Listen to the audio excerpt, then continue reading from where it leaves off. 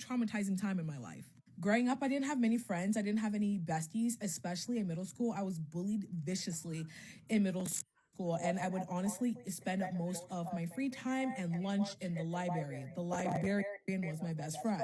My eighth grade year of middle school, my parents moved the entire family to a predominantly white area, big new house, huge neighborhood. I'm talking multiple entrances. The neighborhood is bigger now. I don't live there anymore. But at the time when I was living there, they were starting to build a fourth entrance. There were three entrances into the neighborhood. It was huge. Big new school, really nice school. And I was just excited to start my new life because I wanted a new group of friends. I needed a new scenery. I was tired of being alone all the time. I was sick and tired of being bullied. I was in that very awkward in-between stage of life. And I saw this move as an opportunity. So comes my first day of school, I get to the bus stop. I realize that I'm one of the only Black kids at the bus stop. And when I get on the bus, I'm one of the only few Black kids at the bus. Like I said, it's a predominantly white area. So in my school, I was part of like a handful of Black students that were the only Black kids in the school for like the first 1 to 2 years of, just me living in that area. Later on, more Black kids and more people of color started moving down to my old area. But at that time, my freshman and sophomore year of high school, me and like a handful of other Black kids were the Black kids that went to that school. There was barely any Black kids there. But going back to my first day of school, I noticed I'm one of the only Black kids at the bus stop. I get on the bus and I sit next to the first Black girl that I see. We're going to name her Samantha. We start chatting a little bit. She also recently moved to the neighborhood. We started talking about how, we're like one of the few Black kids and we're kind of excited to see each other. What I thought was solidarity talk, not knowing she'd become one of my fucking biggest ops while I was at that school. I go through school the entire day. I'm going through classes. I honestly feel like a black dot in a sea of milk. Like, it was so awkward, like my first few weeks at that new school, because even though I went to a pretty diverse elementary school, my middle school was majority Black. It was mostly Black kids. So it was a bit of like a culture shock, but I soon got used to that. First day of school ends, I get on the bus and I go to the back of the bus. Most of the friend group that I was in, they were all sitting at the back of the bus. They start talking, we start like connecting, and like we all add each other on social media, specifically Snapchat. And we had a Snapchat group name that was our neighborhood name and fam. So purposes of privacy, I'm just gonna call it Winslow fam. That was the group chat name. There was at least 10 people in our friend group. It was a mixture of boys and girls. People in a higher grade, people in a lower grade. That's just how it was. At least 5 people that were in the friend group got off at my stop, and I got really close to them, especially with this guy. I'm going to call him Weasley because he was in a grade higher than me. And on top of that, I thought he was cute. I had a crush on him. And our houses were close to each other, so we would walk down and like just talk. That motherfucker, though, turned on my ass. Just let me get there. So that would be my routine. We'll talk, we'll snap each other, we'll talk in these group chats, we'll go to each other's houses, basically getting really comfortable with each other. In the neighborhood, in that friend group, in the neighborhood, there were 4 main Black kids that were in that friend group, which was myself, Samantha, we're going to call this kid Leviathan, and his sister Elizabeth. Elizabeth and Leviathan lived on the second pickup. Like I said, there were 3 entrances, so 3 times that the bus had to stop in my neighborhood to pick up kids. They lived at the second stop. They were one of the Black kids that were living in the neighborhood for the longest at the time, and they were one of the first people who, started this little friend group and everything. So especially Elizabeth, I'd go to her and I'd talk to her and would snap each other. I thought I was getting close with her. Thoughts. Especially when it comes to Elizabeth, because I really thought she was my friend, because like I said, growing up in school, like especially middle school, I was bullied. I was always in the library. I was a big reader. And when I found out that she also loved reading books, I was so excited. There were a couple other people in the friend group that didn't really like them that much. One girl, we're going to call her Texas. Spoiled little bitch. Let me watch my mouth. Spoiled little individual, okay? She had a uncle that had money, and let's just say she was spoiled a lot, and honestly, she was a fake friend to my best friend, and we're going to call my best friend that was also in the friend group that I'm still best friends with to this day. We're just going to call her, what do I call her without giving her away? We're going to call her Mary. Another girl that I really didn't like in the friend group, we're going to call her Lorax. She becomes a big problem later on. We have the Bama twins, two people that snuck their way into the group that no one really liked, but kept on sitting with us, a lot older than us, and kept on starting problems. We're just gonna call them the Bama twins. Let's just say Clark Kent, a little white boy that was very fucking messy.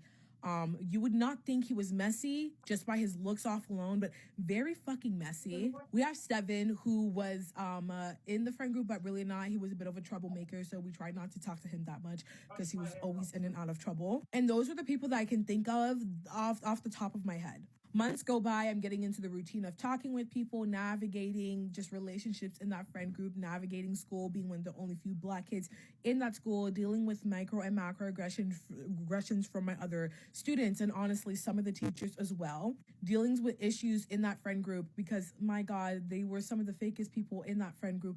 Jesus. When it came to Texas and Lorax, they literally started problems all the damn time. They would always talk about other people in the friend group, talk about other people in the friend group to me or to other people, and then it would cause drama, and then they would fight on Snapchat, and people would leave the group chat and then have other people bring them back in. They were always causing drama, always talking smack about someone, especially when it came to my best friend, Mary. It would be a problem because it would seem like everybody would gang up on Mary all the time, and it just didn't seem fair. When it comes to Samantha, like I said, she became my biggest freaking biggest fucking hater. Thought we were going to be great friends. Like I said, first black kid that I sat next to the bus, first black kid that I saw try to latch onto her. Turns out she was doing a lot of shit talking, especially after the situation that I'm going to tell you guys about soon. She was always talking smack about me to Leviathan. I ended up confronting her in the bathroom. I would say about 2 to 3 months after, I think a year after that situation that I'm about to tell you about, because that hazing situation I'm gonna have to break down. It might even be in part 2 because it's a long story. But like I said, I'm navigating my friendships with these people, navigating being one of the only few black kids in the school, dealing with many dramas here and there, people arguing, people fighting. I would say the people that I thought I was closest to in that friend group would be Weasley. Like I said, I had a little bit of a crush on him, and like he lives close with me. Marie, and what did I call her? Elizabeth, because she also liked reading, so much so that I lended her my copy of Red Queen by Victoria Aveyard. If you're a book reader and you grew up reading books, especially in the 2010s, you know exactly what book I'm talking about. I thought we were close. There was also a lot of anti-black issues when it came to the black kids in the friend group. Like I said, I went to a predominantly white school and did deal with microaggressions all the time, but it also seemed like the black kids in the friend group allowed things to slide, allowed racial jokes to pass, would get mad at me when I would say that white kids shouldn't be saying the N-word.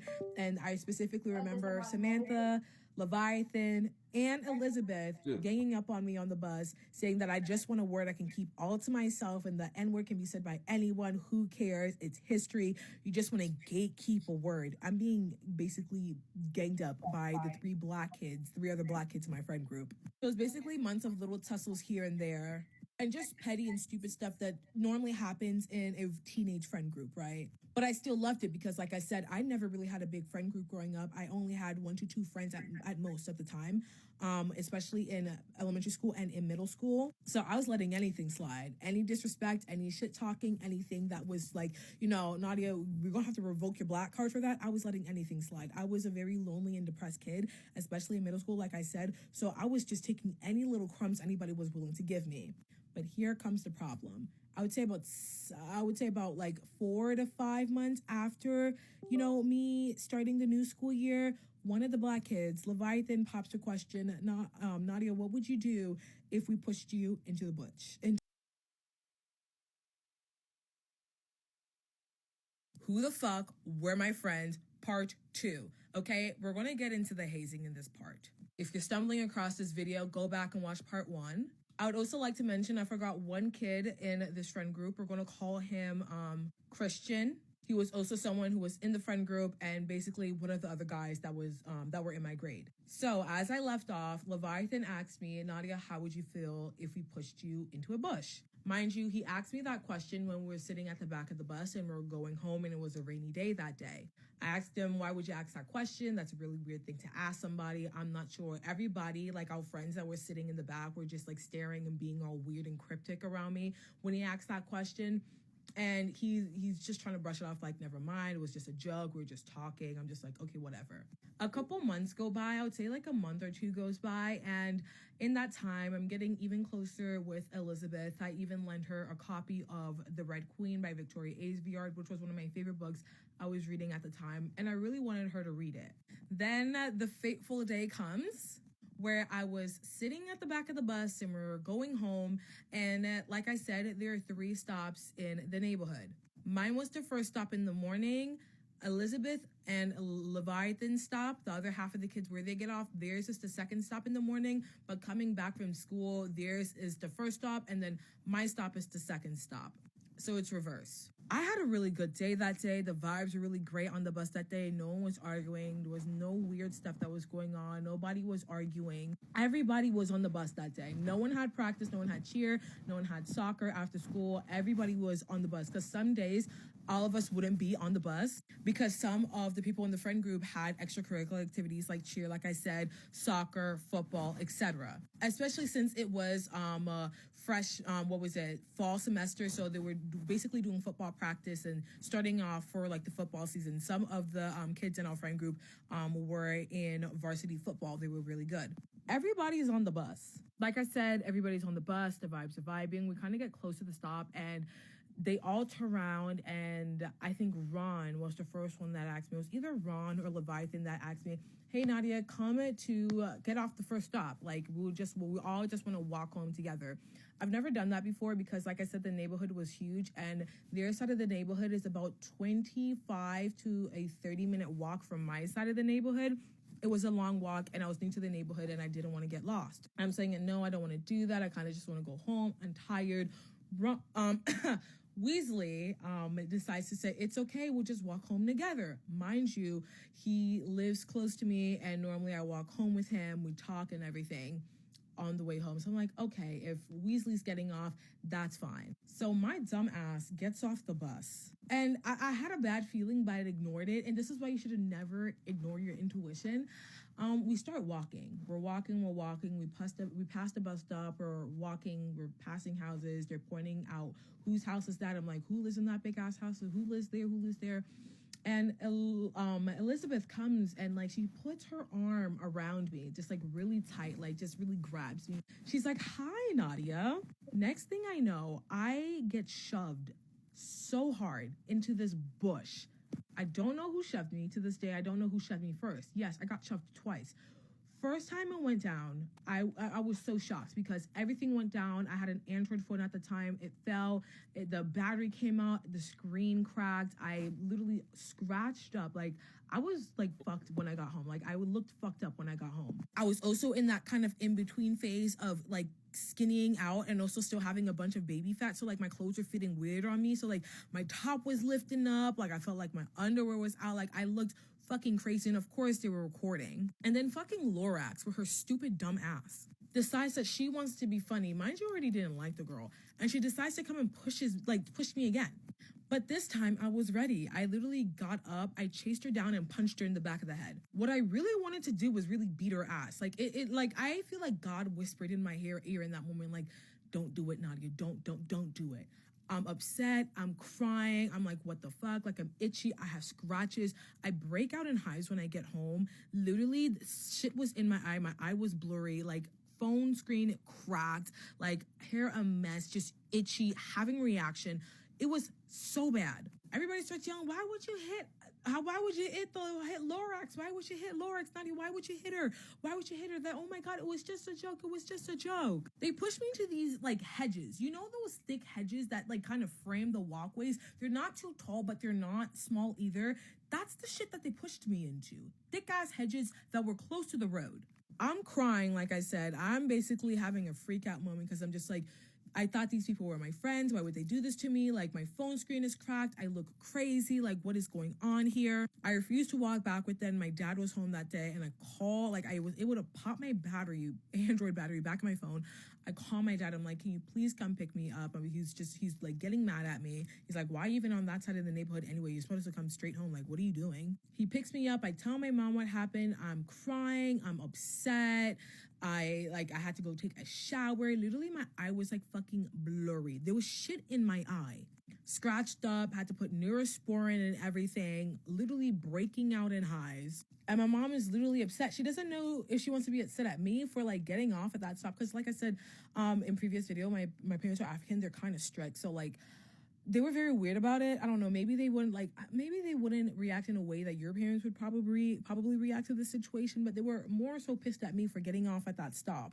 My mom's freaking out because she thinks it's another case of bullying. Like I said, I went through vicious bullying in middle school, and like she would get calls about it all the time, and she thought it was another situation. So she basically calls the school and calls the principal and everything. And I'm upset. Like I'm like on social media trying to like unfollow people, and I go on the Winslow fam group chat on Snapchat, and they're just talking shit about me. Nadia's such a fake bitch. They're calling out parents, because as soon as I called the school went and started calling the people their parents. Like I think that afternoon or that morning. So it was either that afternoon or that morning, I forget, when I checked the Winslow group chat was when I saw they were just talking mad shit. Holy shit. Funny enough, before I even checked the Winslow group chat on Snapchat, when I first opened Snapchat, I got a message from Leviathan. He was saying, I'm sorry, what's happening? They're talking about you in the group chat, and I'm freaking out because like, why are they talking about me? Like, what the fuck? Like, what did I do? I'm not the one who got pushed here. My bad. I'm not the one who freaking assaulted anyone else in the group here. Why am I the one being talked about right now? I opened the group chat. They're talking shit about me, saying I was such a fake bitch, and they're calling their parents. It's down to third. And Clark Kent, the little fucking messy white boy, like I said, very fucking messy. He took a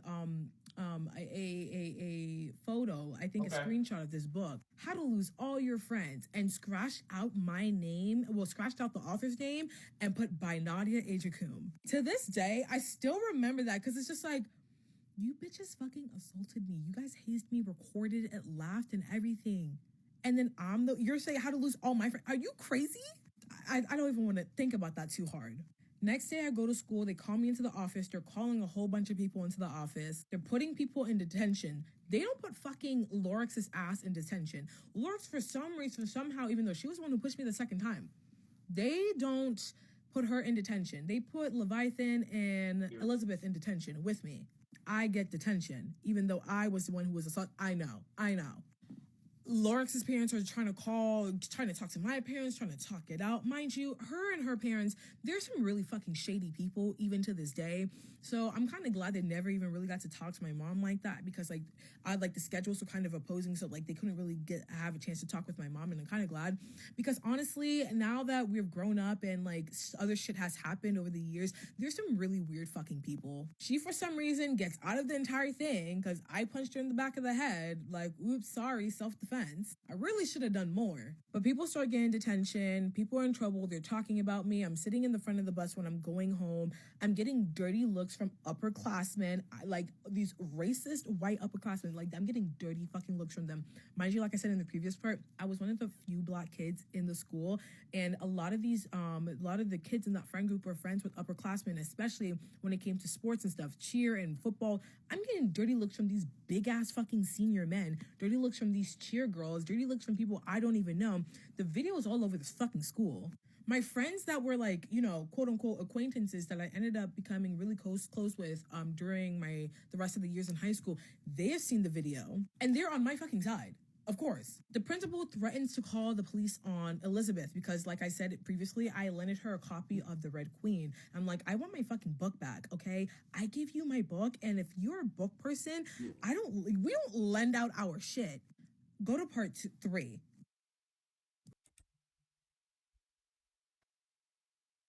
Part 3, who the fuck were my friends? Go watch part 1 and part 2 so you can know what's going on in part 3. All right, to boom. As I left off in part 2, the principal basically threatens to call the police on Elizabeth because she has my copy of The Red Queen, the book that I lent her.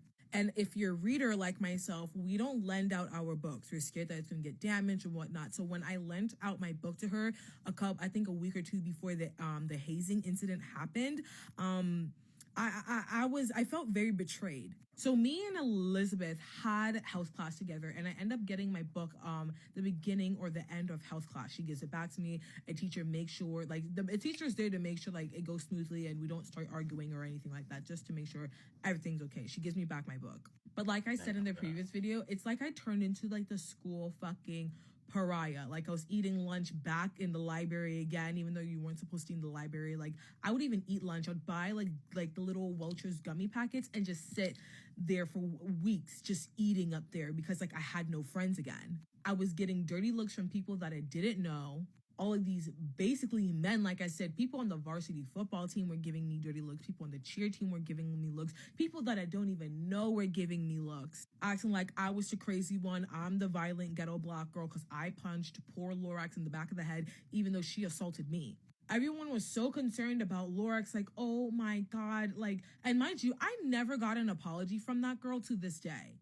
Everyone was so like, oh my God, this poor girl, like the big ghetto aggressive black girl punched her in the back of the head over this harmless prank. And other than like the few acquaintances that I had that I would talk to in class, I was honestly alone. My best friend, Mary, the one who was also in my friend group and was there, I wasn't talking to her either. We shared a math class. And she tried talking to me saying that it's not that serious. Like this is something that they do to everyone in the neighborhood. And when they did it to her, she started limping and she had to limp her way home. Like I was supposed to get over it. She was clearly brainwashed. Okay. She was dealing with some issues with other people in the friend group and she was brainwashed. She's not to dump on my bestie because I love her. We're very close to this, like close, honestly.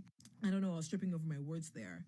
But she was the type of individual at that time, just like how I was desperate to have friends and be liked because I didn't have very many friends in middle school. She was desperate at that time for attention and also to be liked as well and to fit in and to be with the rest of the kids. So she was just letting a lot of shit slide. And like I said in the previous videos, there were issues of people in our friend group ganging up on her from issues of slut shaming her because, you know, at that age, we were all interested in boys doing things that were stupid, probably doing stupid things that we shouldn't have been doing. But it wasn't like an uncommon thing that people in the friend group would just gang up on her and just basically slut shame her, call her stupid, just doing crazy shit. But anyway, months go by for like the next, I would say like from fall semester into the spring semester, I was sitting at the very front of the bus and I sat next to this girl and we end up becoming, she ends up becoming one of my best friends. Her name is Val. And she's part of my current friend group. Maria, Val, and me, we're all super close. Those are my besties. But I would be sitting in the front of the bus and I can just hear them just talking about me constantly, especially that fucking Samantha girl. That's Samantha girl. That's Samantha girl.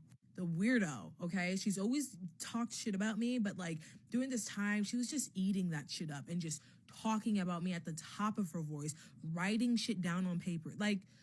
And like I said in the first video, after the situation, because that happened my freshman year, sophomore year, she was still talking shit, and I ended up confronting her in the bathroom. And honestly, that was the only time I was tempted to start a fight at my new school, okay? I did get into one fight in middle school, and that was unexpected, but that girl tempted to start my first fight in a high school bathroom. Very. But like I said, I was sitting at the front of the bus most of the time, hearing people talking about me, being the fucking social pariah, people laughing and giggling, and people basically sending the video around. I never watched the video. I still have never seen the video to this day, nor do I ever want to see that video.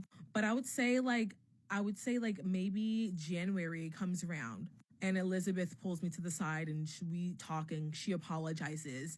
And basically slowly people from the friend group come up to apologize to me, except for fucking Samantha, obviously. And Lorax, to this day. Texas is still being a weirdo. And let me not forget, Texas, when this first happened, when I would be sitting at the front of the bus, when it freshly happened, they freshly hazed me, she would yell at the top of her fucking lungs at the back of the bus saying that her uncle, I don't know, fucking Flipper the Fish, I don't care, would sue me and my family for everything I'm worth if I ever put my hands on her. She's bringing that ghetto black stuff up to like where they are. They don't do that kind of behavior here. Mind you, she has a lot of family issues and she has a half black sister. That is like I'm telling you, like some days I think about that poor little girl. I'm just like, the shit that you must probably be going through and the internalized shit that you are probably dealing with at this age. Like, I just feel fucking bad for her. But she would literally say shit at the top of her lungs, like, oh, it's like I would sue her, like she's so ghetto, like this is why she doesn't like black people, a whole bunch of stuff. The girl was just a racist. But going back, I slowly started back in January. Elizabeth came. She was the one who apologized to me first. Denlith Leviathan, and basically a lot of the people in the friend group slowly started apologizing to me and stuff, except for Texas, Samantha, and fucking Lorax. And my pathetic ass, like I said, when I was in middle school, I barely had any friends and I went through a lot of bullying. So I honestly forgave them and started sitting and hanging out with them again, which was just a bad fucking idea. But after that situation, the group was never the fucking same again.